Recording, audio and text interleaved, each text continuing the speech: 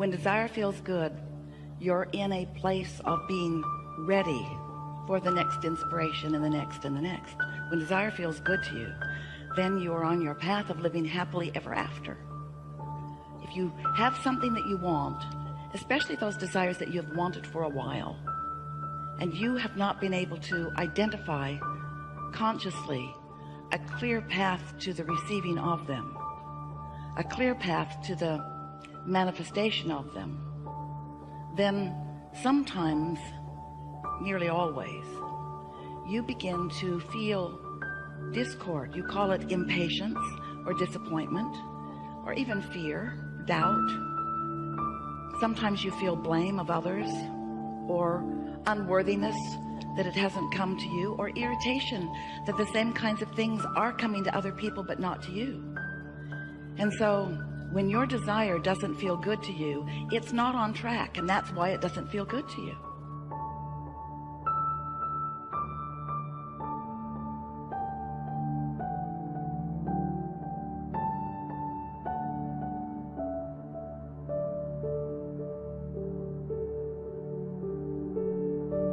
If it doesn't feel good, you're not on your path. And it's not difficult to get onto your path, but it doesn't help to proceed with a vibrational stance that just isn't letting it unfold for you. It would be like knowing that there's a treasure buried somewhere in your backyard, and it's a big backyard, and you know it's out there, but you have no treasure map. So you have no sense of where it is, and so you have to dig up the whole backyard. And after a while of digging and making a mess of everything and still not finding it, you begin to feel discouraged. And sometimes you get more and more bold. You get bigger and bigger things to dig with. You involve more people in the digging. You make a bigger and bigger and bigger mess of everything, but you still don't find what you're looking for because you're going about it in a way that won't work. So we might as well just start off today with a very bold statement, not only to get your attention, but because, well, it's mostly to get your attention, but it's also something that is absolute and very important for you to understand. Sometimes you just cannot get there from where you are. And that sounds different from what you usually hear from us, because you count on us as being your optimistic friends who say you can be or do or have anything that you want. And while that is still true, sometimes you cannot get to where you want to be from where you currently are. But we're talking about your vibrational stance, and what we're really talking about is that sometimes you, fairly frequently, almost always, that what you are doing is you are wanting to get to a different place from where you are.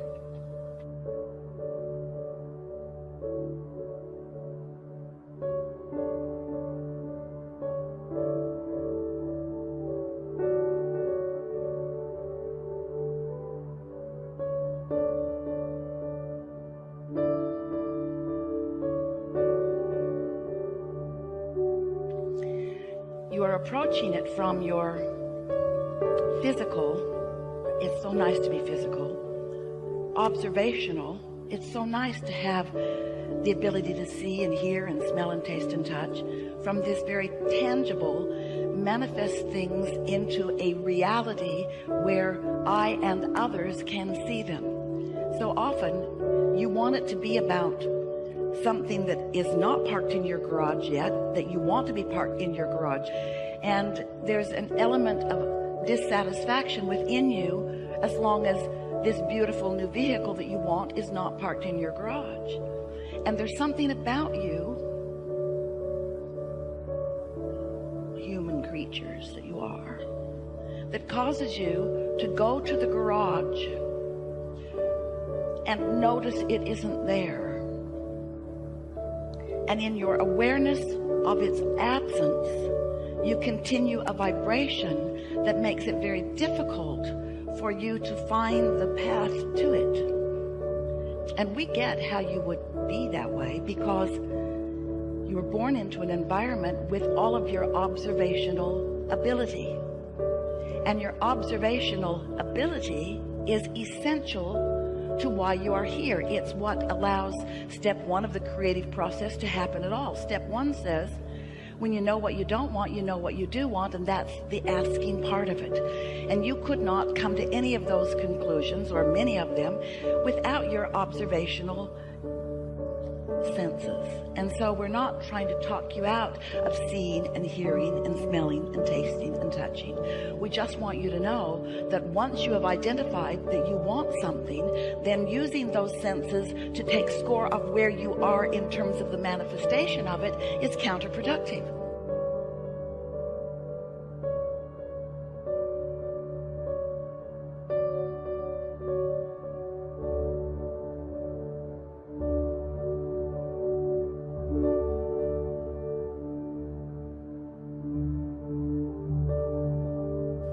So it's like step one is ask, step two is source delivers it vibrationally, and step three is you've got to tune into the vibration of it so that you can translate the vibration of it into the thing that you want, or into the experience you want, or into the having of whatever it is that you want. But most of you are so involved in seeing and hearing and smelling and tasting and touching that you use your observational senses to help you with step one. I know what I don't want, and therefore I know what I do want, and what I do want is a new vehicle, or what I do want is a new relationship, or what I do want is an improved relationship, or what I do want is a better job, or what I do want is. And once you've identified what you do want, now we want you to stop noticing that what you do want isn't. That's what's tripping you up. It's the taking score of what you want. So you're not letting step one serve you in the way that it could. You're letting it serve you. You're launching the rocket of desire. You're creating a vibrational reality. It's what your vortex is, your vibrational reality. When you ask for something, it becomes vibrationally. And all that is source energy, your inner being, the very beginning of that which you are, all that you are, then gives undivided attention to this new birthing of this new desire, and holds it in a vibrational place where it can be yours. But you often are not tuning in to that vibrational place because you're still stuck in the step one place where you know what you don't want and you know what you do want, and you're noticing what you don't yet have. You just can't get there from there. So we've spent a few years visiting with you about how you live in a vibrational universe, and it's hard for you to get that because it seems to be very tangible to you. There's no point really in talking to you about the vibrational makeup of any of these things that are so obviously physical. You can tell me it's vibrational all you want, Abraham, but I see a chair and I really like this fabric.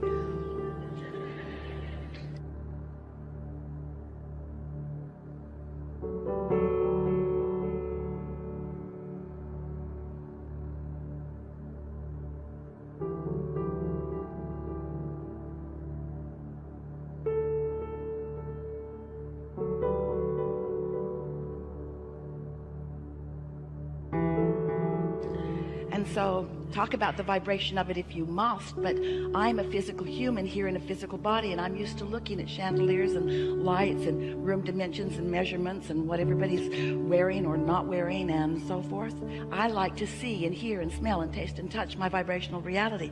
And we say, yes, you do, and we want you to, because this is the leading edge of thought. And that is where the greatest satisfaction is ever experienced in all of the creative universe, of which we are all a part. And you said, I'll go forth into this tangible environment, and from my awareness of what's going on there, I will come to new and improved conclusions and decisions and preferences and desires, knowing that source energy then will follow the path of my new desire, and that then I will be the recipient, the liver of. I will get to drive the new car. I will get to experience the new technology.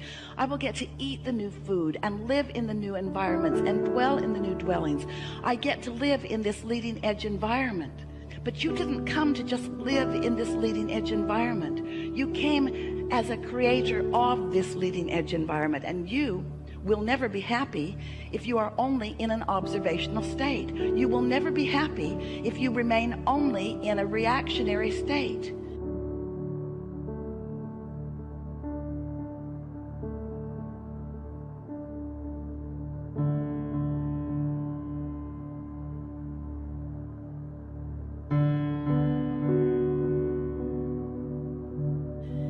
You can't just observe and react and get to the improvement. It does not work that way. At some point early on in your understanding of this 3-step or 4-step or 5-step, we can put 100 steps on it. The first 3 are the ones that we really want you to focus on. Step 1 is you ask. Step 2 is source answers. And step 3 is you got to let the answer in. You've got to tune into the vibrational frequency of the vibrational request that you have made, of the vibrational now reality that now exists, before you can allow yourself to see it and hear it and smell it and taste it and touch it. So what we're really asking of you is something that is the most natural thing in the world to you, but you have practiced otherwise, so it doesn't feel natural. What we're asking you to do is to think less specifically about the things that aren't working out the way you want them to, and think more specifically about the things that are working out the way you want them to. Rather than look at the problem and define it and then attempt to solve it from your awareness of the problem, which is never something that will work out for you, because when you're looking at the problem, you're a vibrational match to the problem. You're perpetuating the problem. You are in the receiving mode of more of the problem.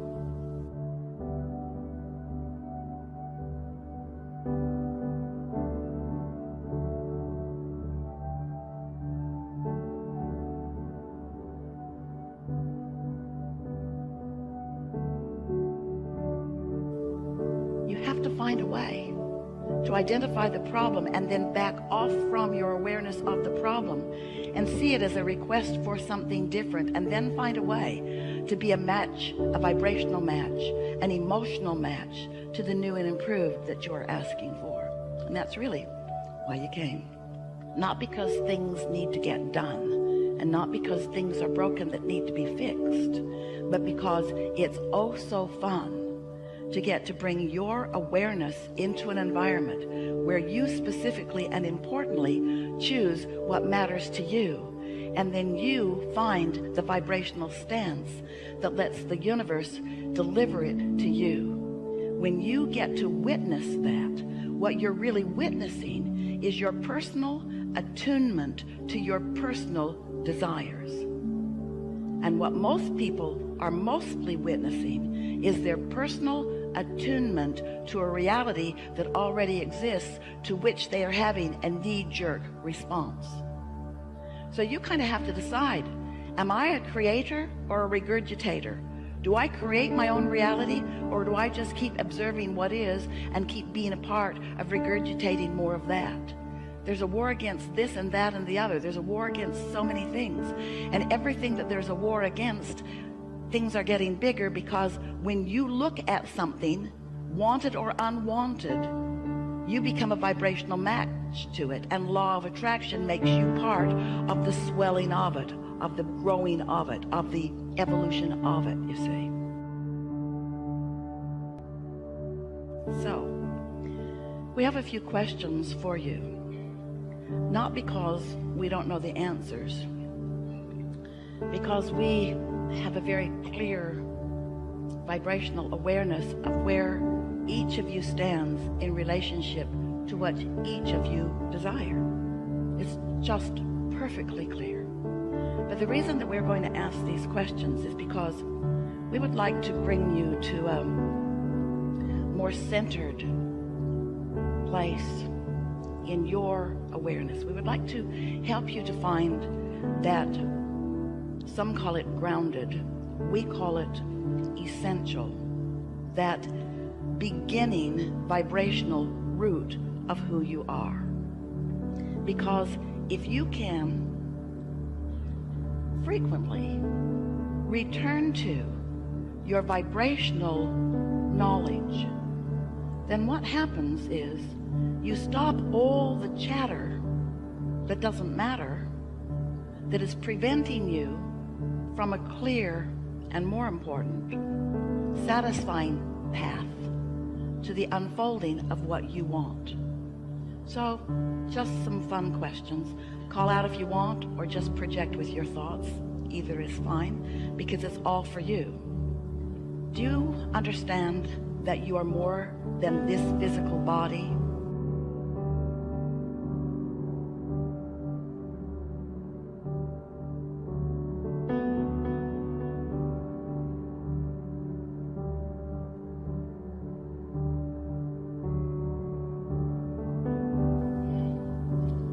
seems it logical to you that you have been before this physical personality, and that you will begin following this physical personality, that you are eternal, ongoing?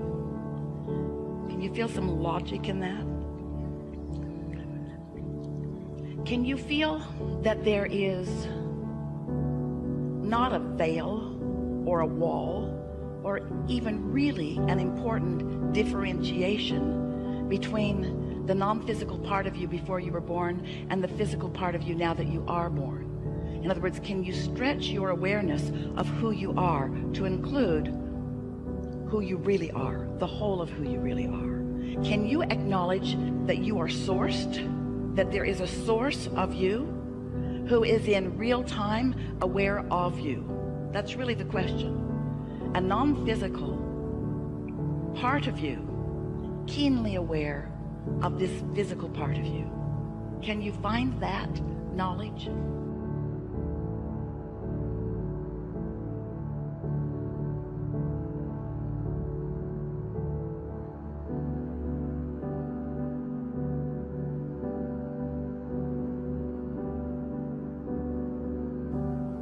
So that means, can you accept that while you are here in this physical body, a part of you, that another part of you remains non-physical, and that we are all weaving in and out and in and out and in and out in the ongoing expansion, evolution, and continual existence of that which we all are?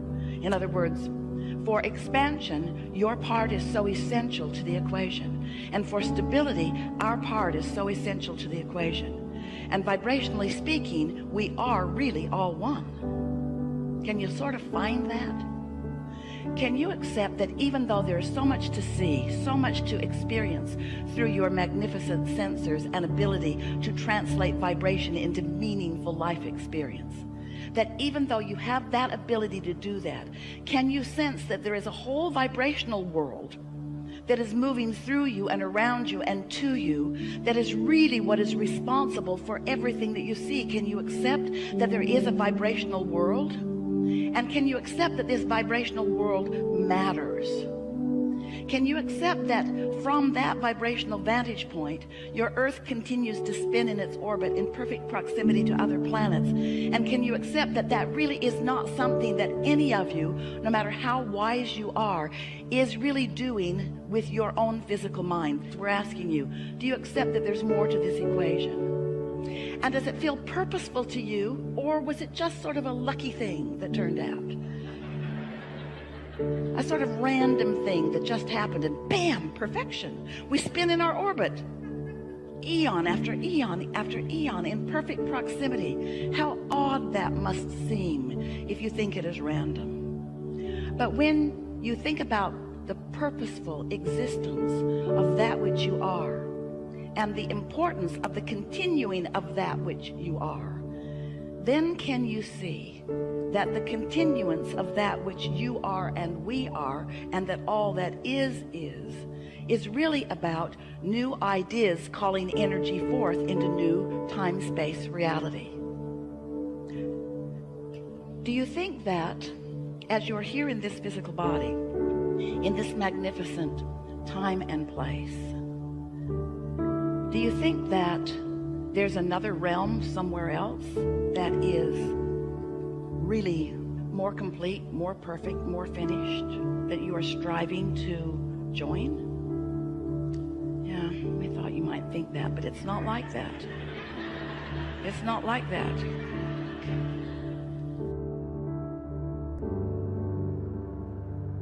Instead, what's happening is this expansion that we all are is forward looking with you. That's why you matter so much to the equation. You're out here on this leading edge, having first-time exposure to first-time surroundings and first-time exposure to first-time experiences, and you're coming to personal conclusions about what you prefer within it.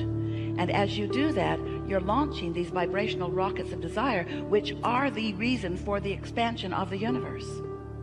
We say these things to you because you don't really know how important you are to the equation. And because you don't really know how important you are to the equation, often you squander your importance by being reactionary to what's already manifested instead of being wise in your energy flow in the creation of the new. Did you follow that just a little bit? When you see something and you know you don't like it, and that's all right, that's what step one is, but then you stay fixated on what's wrong with what you don't like, you hold yourself in a pattern of vibration that does not allow you to be the receiver of the improvement, because the vibration of the question or the problem is different than the vibration of the answer or the solution. So what we're really saying to you in the lightest way we can say it, and we think you can follow it given the questions that we just asked and that you just answered, you're sort of, most of you, stuck in step one. Sifting and sorting and evaluating what is, so enamored with the physical creation that you've forgotten that you're creator. It would be like being a really wonderful artist who has created a really magnificent statue, and then you just spend the rest of your life, this isn't really as magnificent as we are describing, but then you just spend the rest of your life admiring what you created that time way back then, and not allowing the juices to keep flowing. And so the satisfaction factor of this creation, no matter how magnificent it once was, or no matter how many people once thought it really was beautiful, it will not continue to satisfy you for very long, because what satisfies you is reaching for more and finding a way to line up with the more. What satisfies you is being an extension of source energy and allowing that source energy to flow through you real time. And so when you are reacting for more than a moment to something that's going on in your human environment, when you're reacting to it and holding your consciousness about this thing that you are not really enjoying or not wanting, then even though you've launched rockets of desire, and even though source is all over it, and even though streams of consciousness are flowing to it, and the energy that creates worlds is already flowing toward the creation of the new improvement, if you're holding yourself in awareness in reaction to the problem that you don't want, then you never become part of the solution, and you never feel satisfaction. You never feel a moment of satisfaction, because you know what satisfaction is?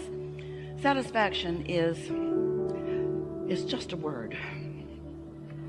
Like so many words, satisfaction is a word descriptive of the way you feel. And satisfaction is the best word that Esther can find that means what we mean when we say the blending in any moment of the perspective of your human perspective and the perspective of your non-physical God force perspective. When you are looking at anything in a way where you are not in the moment introducing resistance because of a sort of varied, flawed premise from who you really are, you feel satisfaction. In other words, let's say life has helped you to realize that you really could use more money.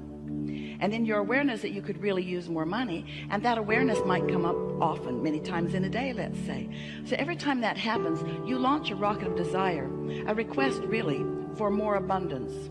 And each time you do that, your abundance grows vibrationally in what we are referring to as your vibrational reality. It's like the beginning steps of the creative process.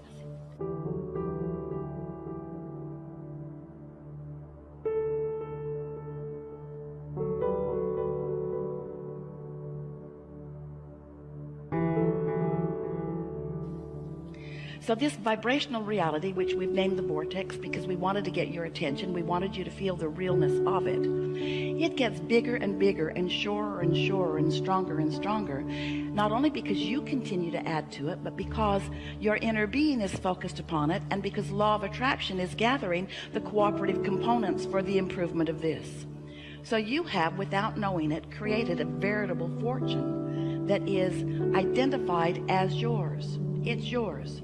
It's the beginning, just like the kernel of corn that you put into the ground is the beginning of that big plant that will produce ears of corn. This vibrational reality is that for you. But if you are humanly natured, if you are enamored by seeing, hearing, smelling, tasting, touching, if you are not remembering that you are a vibrational creator, then you might be still standing over here in the discomfort of the money not being here yet. It hasn't manifested, and so you're holding your attention so much on what is and having knee-jerk reactions to that. So you're holding yourself vibrationally in a different place than where your abundance is, which means you cannot be doing that and be in step 3, which is the receiving mode, at the same time, any more than you can set your radio dial on one channel and hear what's being broadcast on another. The frequencies have to match up. So you've asked for and have created a vibrational reality. You have a vibrational abundance that is really beyond our ability to describe it to you. But if it isn't in your bank account yet, if it isn't flowing through your experience, it means that you are vibrationally in a different place. And it's easy to understand why, isn't it? Because when you're looking for something that you cannot see, when the bank does not acknowledge that the money is there. So you say to us, all right, Abraham, we'll play your silly game. We'll accept that there's something over there where Esther's arms are pointing. We'll even call it the vortex like you do. Just tell me, how do I get the money out of the vortex and into the bank? That's all I really want to know. And that's what we want you to know too. We want you to know that this vibrational reality that you have created is yours and yours alone. In other words, no one else is going to sweep in and take it away from you. But you've got to find a way of getting to the receiving mode of it. So if you've been listening to us for a while, we've been telling you all kinds of suggestions about how you might do a better job of getting into the receiving mode. But what so often happens to you is that you have a knee-jerk response to something, and then you do a process, something that we've offered or someone else has, that makes you feel a little better for a moment. But you don't often really get to that place of knowing that what you're asking for is really real and is really yours and is really coming. Because there's something so objective about looking where something isn't that makes it feel odd to talk about it as it is. And you listen to us, we say, but it really is, it's vibrational, you can't see it yet. And you want to believe that, we want you to have faith that it's there. But mostly you say, I'll see it and then I'll believe it. And that's easy, isn't it? Only problem with that is you're seeing what others have believed, because they had to believe it before they could see it. And so if they believed it, then they saw it, and then there it is for you to see. And then you say, whoa, whoa, whoa, whoa, whoa. We need to do something about this. There seems to be something going wrong, because whatever is happening, however it's getting created, I don't like it that much.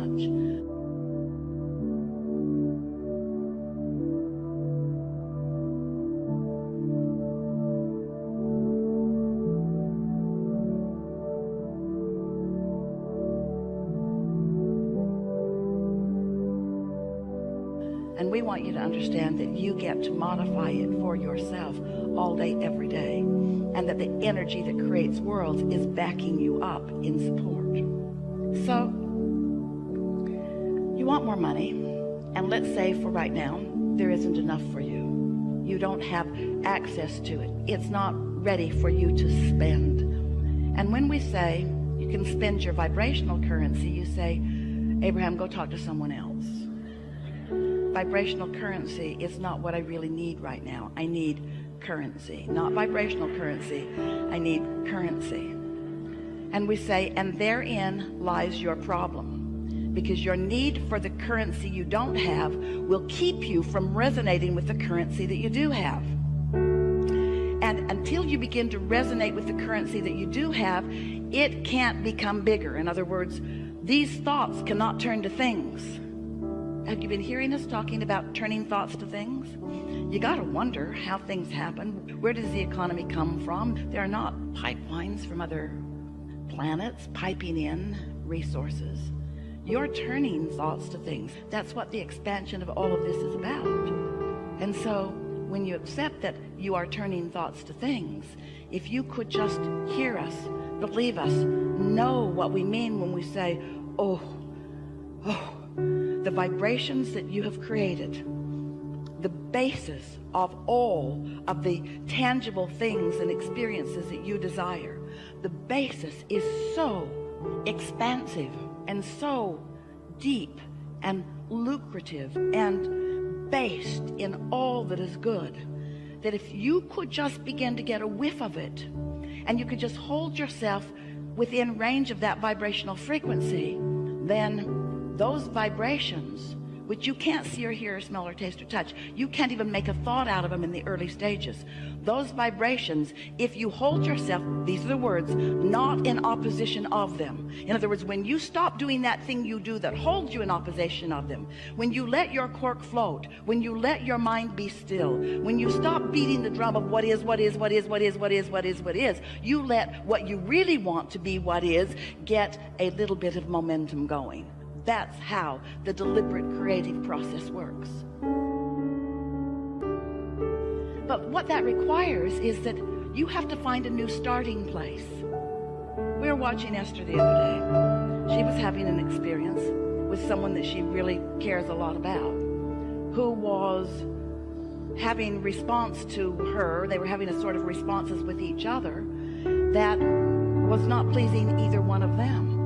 And no matter how hard Esther tried to find the right words, she could not find the right words, partly because she was not purely in the receptive mode, and absolutely because the person she was talking to was not in the receiving mode.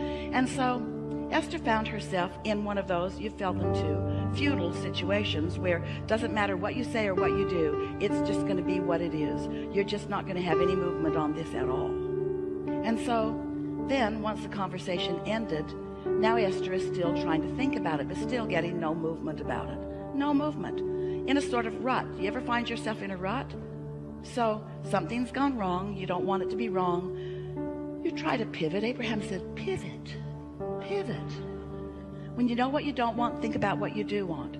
But there's something so tangled in your vibration right now about what you don't want that even when you try to think about what you do want, it's in defiance of what you don't want. In other words, it's all tangled in there together.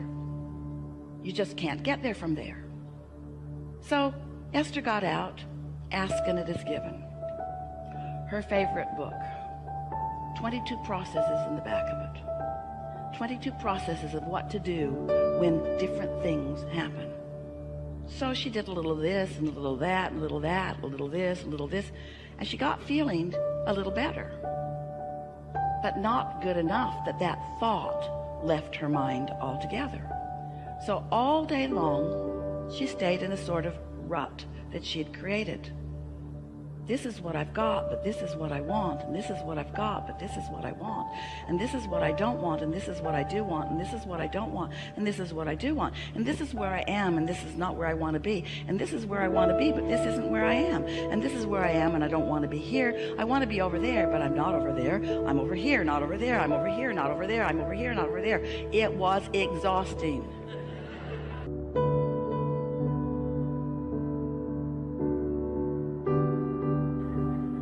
No movement whatsoever. How often do you stay right there relative to your money, relative to some specific relationship, relative to your employment or lack of it?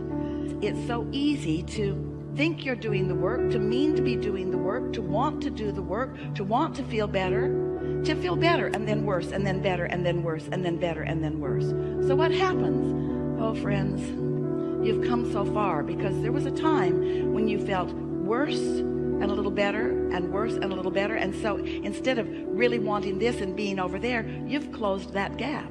In many cases you do feel so much better, but you are powerful creators, and just feeling sort of kind of better every now and again isn't the answer to the deliberate creation that you are about.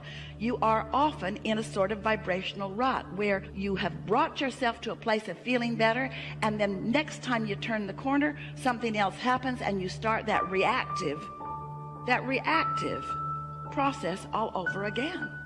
And then you come to us and you say, Abraham, I'm really getting this. I'm getting so much better at this. I'm better in this than I've ever been, but those people at work are so negative. If I could just rid myself of all of the other inhabitants of the planet, I could just enjoy it by myself so much. So we wipe everybody else off the planet. 3 days later, you're complaining about loneliness. We know you. We know you. Where am I going to eat? All of the people are gone. So, we've enjoyed this interaction immensely. So we've identified sort of what's been going on for many of you. Esther has focus wheeled herself into oblivion on some situations because she believed that if she just did another 100 or 2 focus wheels on a certain situation, that then she would be able to communicate with this particular person and everything would be wonderful again. And then we began saying to Esther, you know, sometimes law of attraction causes you to go this way. In other words, it's not your job.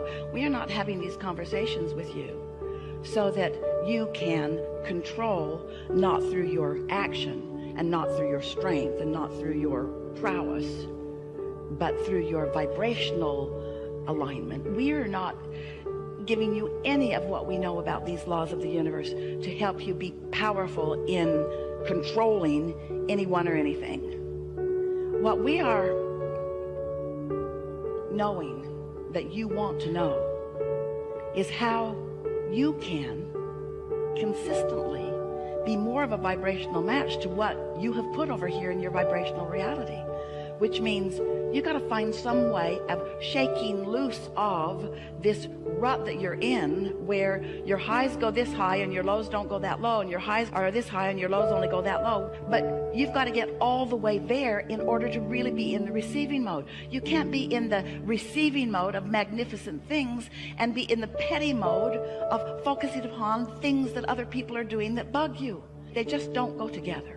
So here's what we're getting at, and that may be the best sales job that we've ever given in helping you to understand that there's a reason that we are here talking to you about vibration. So this is the conversation about thoughts turning to things. This is the conversation about you being so practiced in a thought that that thought becomes a pure expectation, an absolute belief, a belief that holds no doubt, a belief that doesn't contradict itself, not a hope, not a yearning, not even so much a belief, but a knowing, an unequivocal decision made by you, practiced by you, known by you, exuded by you, and the cooperative components of the universe assisting you in being the receiver of the ongoing, evolving, evolutionary receiver of the satisfaction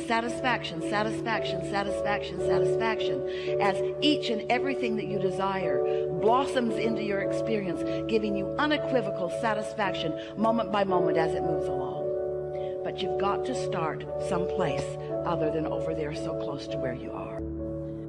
So when you sit with the intention of what many call meditating, we'd like to offer a different label to it because there's resistance even in the idea of that. But if you can decide that you want to quiet your conscious mind enough so that the non-physical mind that is purely focused upon all that you've become and the wholeness of who you are, if you can find a way of tuning into the vibrational frequency of that, those vibrations, once you learn to sit there for a little bit within them, will begin to turn to thoughts.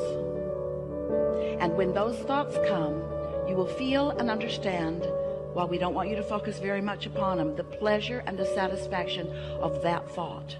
And as you sit there, not distracted by current, what you want to call reality, but experiencing the whole of your now vibrational reality, what's in your vortex will be able to make its way into your manifested world through the pathway that is your non-contradicted mind.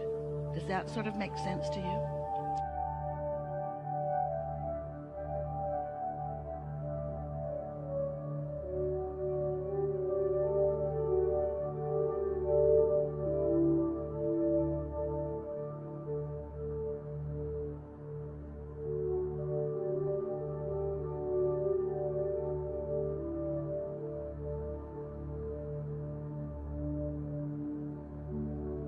So, have you ever sat to meditate?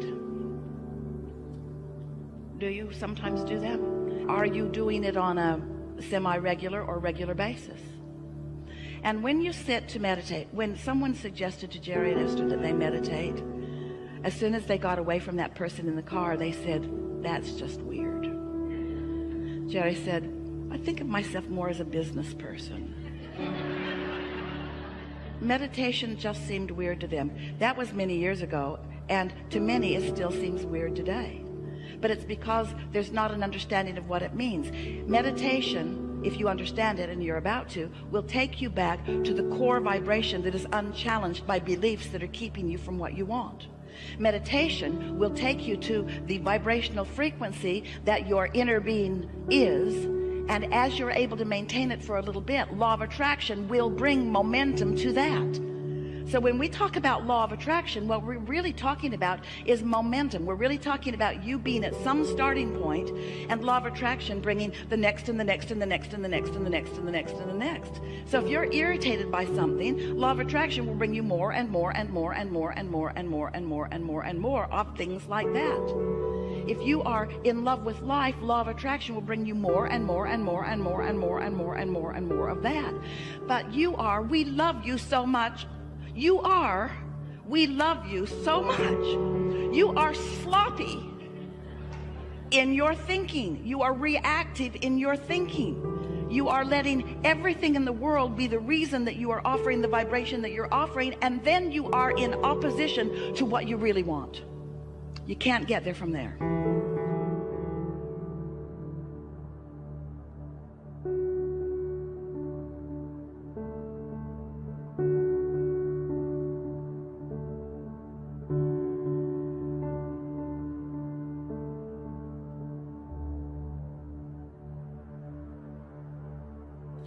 So, when you sit to quiet your mind, at first it's very difficult because your mind has been trained to be responsive to your environment. But when you quiet your mind, and what that requires is focusing upon something quieter.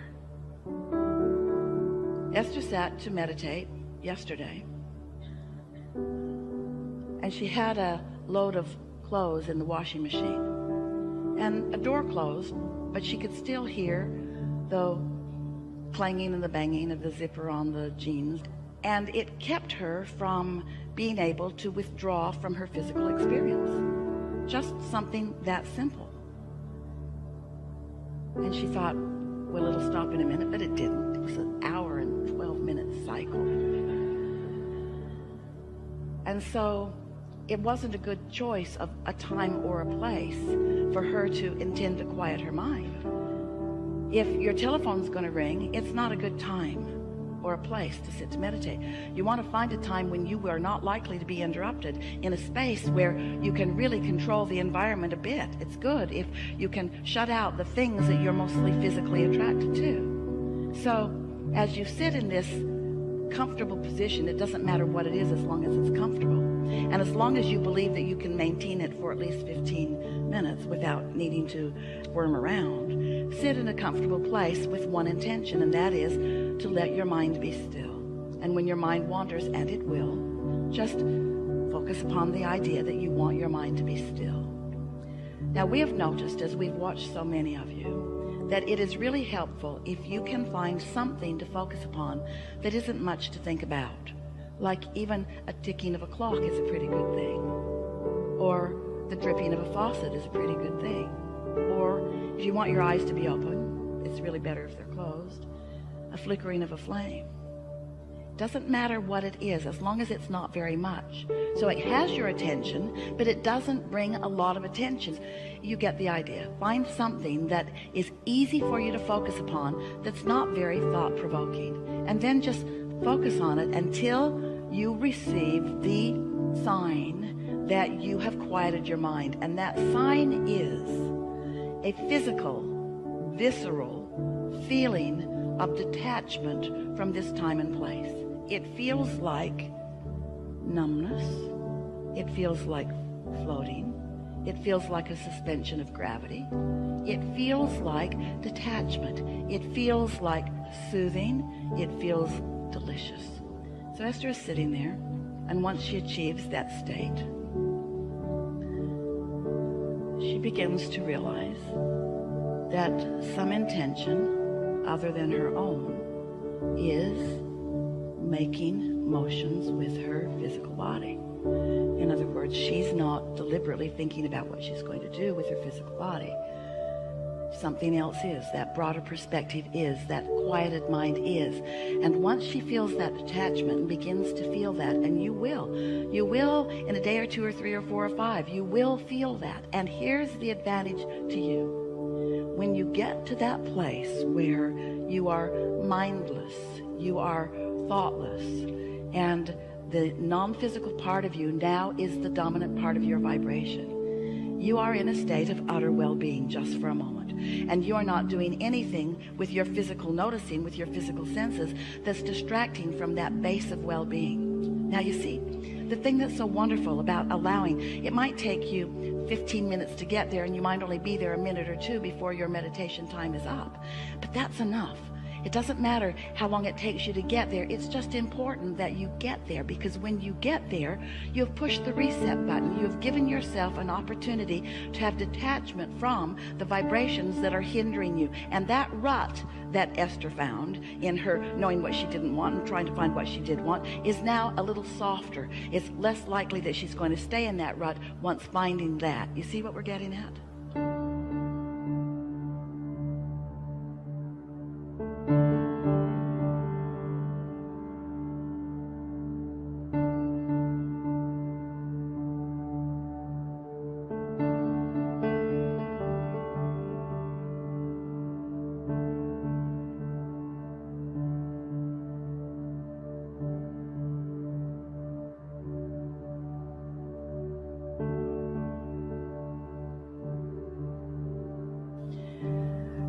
We can feel that you're not feeling very engaged in the idea of this, but the reason that we're sticking with this subject anyway, even though you might be feeling a little resistance to it, is because we know that if you will allow yourself that quieted place, it's like a high-rise building that somebody has told you is not steady on its foundation, and so you just put more rebarb up in the top of it and more concrete and try to guy it out, maybe to sky hooks or to other buildings or maybe to the ground. But if the foundation of that building isn't secure, it's not going to stand in that secure place very long, and neither are you. And meditation will take you back to your primal, not quite the right word, but you know what we mean, to your grounded, not quite the right word, but you know what we mean, to the very base, to the core of you, to the vibrational center of that which you are, to the goodness that is you, to the whole that is you, to the vibrational reality that is you, to your inner being who knows everything that you are wanting and knows where you stand in relationship to everything that you want.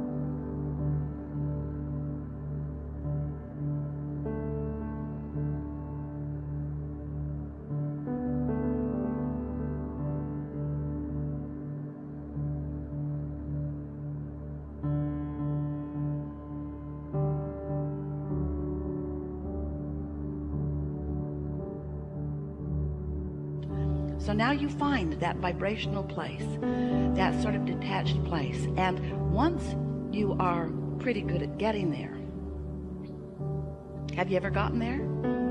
You know what we're talking about?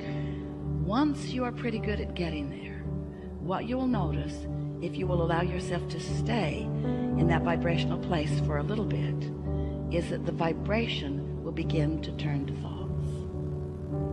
Thoughts will begin to occur to you.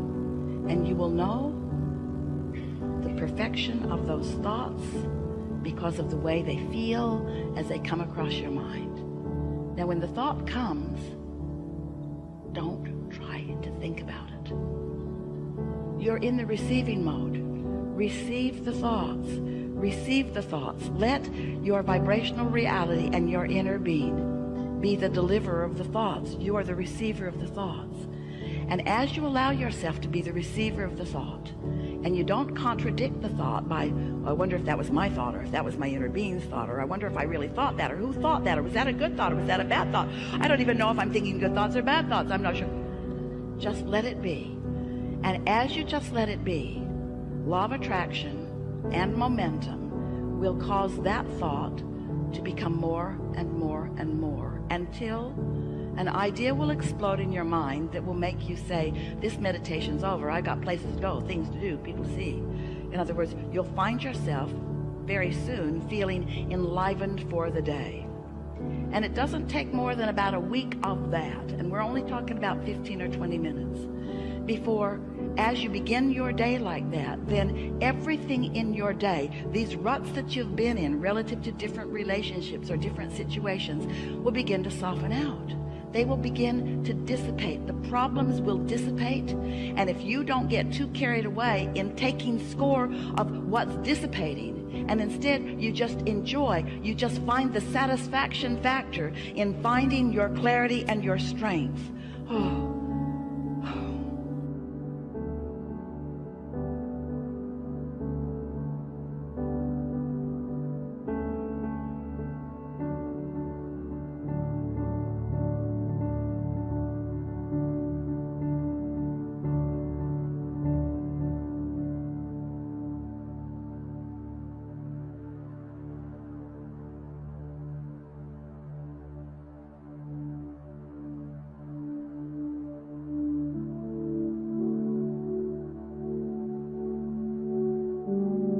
Besides what's happening with your mind, you allowing thoughts to turn to things, your physical apparatus is being rejuvenated.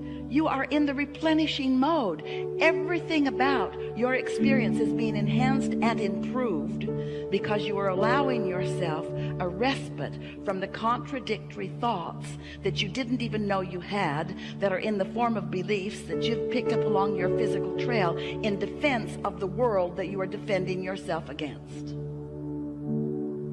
You must be defenseless to be in the receiving mode.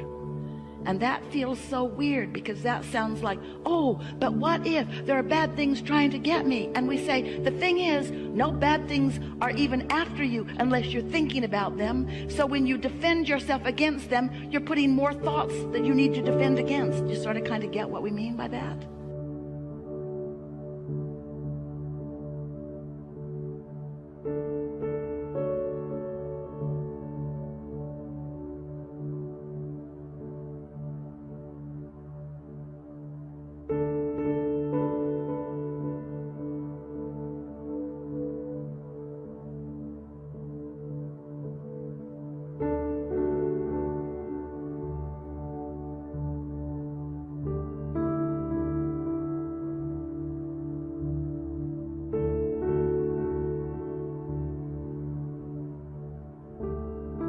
There is no law of assertion. There's only a law of attraction. Nothing is being asserted into your experience. It is all being attracted into your experience.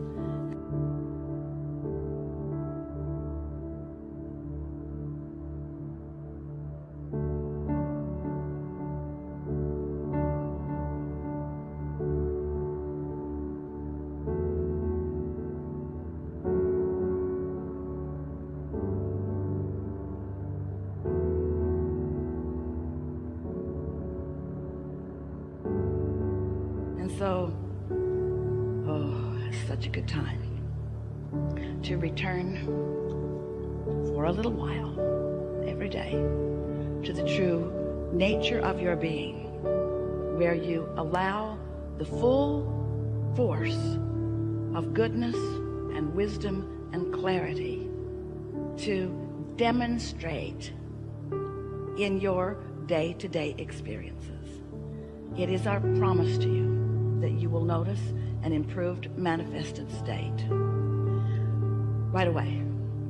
But we don't want you to take score, because we want for a little while your attention to be off of your manifested state.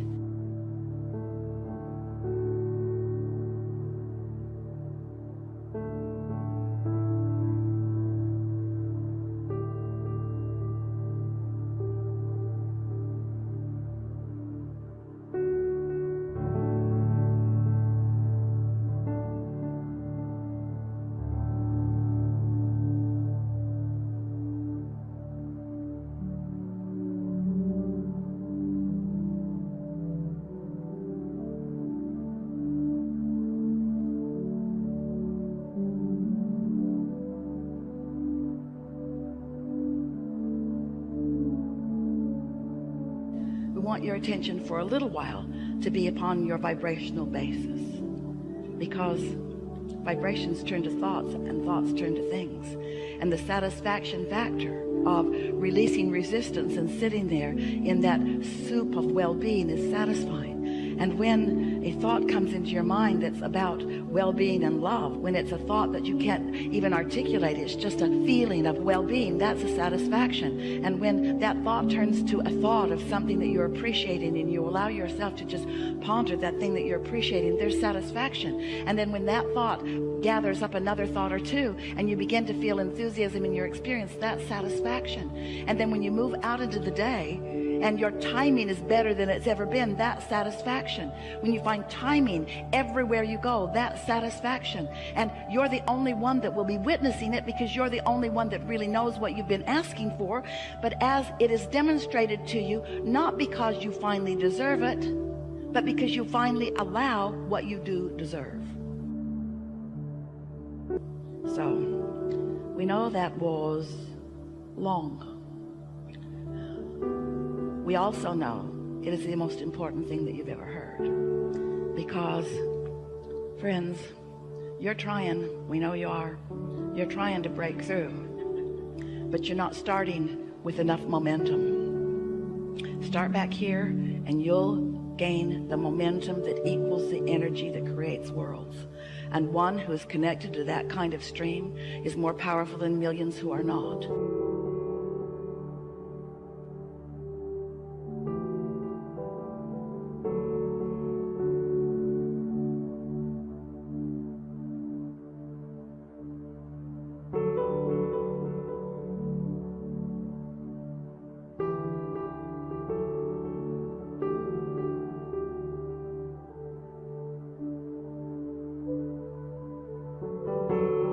You can be a force for the goodness that you are. You can be a demonstrator of the well-being that is for everyone to receive. But you've got to allow yourself enough momentum that you're not distracted by the next thing that comes along, or the next thing that someone says.